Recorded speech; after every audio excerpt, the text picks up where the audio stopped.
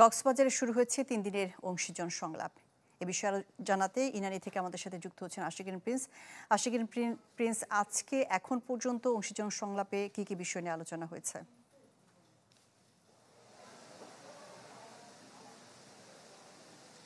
শাহনাজ, ৩ দিন ব্যাপী অংশীজন সংলাপের প্রথম দিনের কার্যক্রম কিছুক্ষণ আগে শেষ হয়েছে।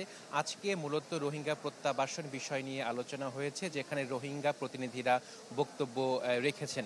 এখানে মূলত রোহিঙ্গারা বলার চেষ্টা করেছেন যে বাংলাদেশ তাদের দেশ নয়, তাদের দেশ মিয়ানমার, রাখাইনে তাদের পৈতৃক নিবাস এবং তারা রাখাইনে ফেরত যেতে চান।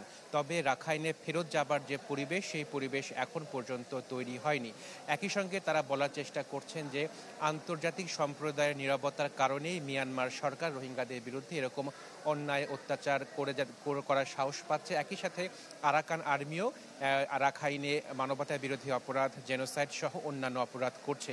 সেই জন্য তারা আন্তর্জাতিক সংস্থার এবং আন্তর্জাতিক সম্প্রদায়ের তারা সহায়তা চেয়েছেন, যাতে তাদের বিরুদ্ধে চলা বিভিন্ন অন্যায় অত্যাচার দ্রুত শেষ হয় এবং সেখানে শান্তি এবং নিরাপত্তায় ফিরিয়ে আনার সুযোগ তৈরি করা হয় এবং এরপরে মূলত তারা নিজ দেশ মিয়ানমারে রাখাইনে তারা ফেরত যাবেন।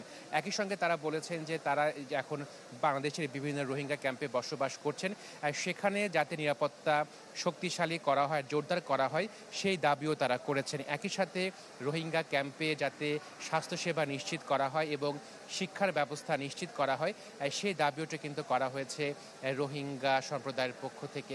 আজকে মূলত এই বিষয়গুলো নিয়ে আলোচনা হয়েছে। একই সাথে আগামীকাল প্রধান উপদেষ্টা ডক্টর মোহাম্মদ ইউনূস তিনি কক্সবাজারে আসবেন এবং এই যে ৩ দিন ব্যাপী অংশীজন সংলাপের দ্বিতীয় দিনে প্রধান উপদেষ্টা তিনি বক্তব্য রাখবেন এবং এই অংশীজন সংলাপ থেকে যে প্রস্তাবনা আসবে সেই প্রস্তাবনাগুলো পাঠানো হবে নিউ ইয়র্কে জাতিসংঘের অধিবেশনে, যেখানে রোহিঙ্গা নিয়ে বিশেষ একটি কনফারেন্স হবে, যেটি হবে ৩০ সেপ্টেম্বর। শাহনাজ, ধন্যবাদ আশিকিন প্রিন্স, আপনাকে ধন্যবাদ। ইরানী থেকে আমাদের সাথে যুক্ত হয়েছিলেন আশিকিন প্রিন্স।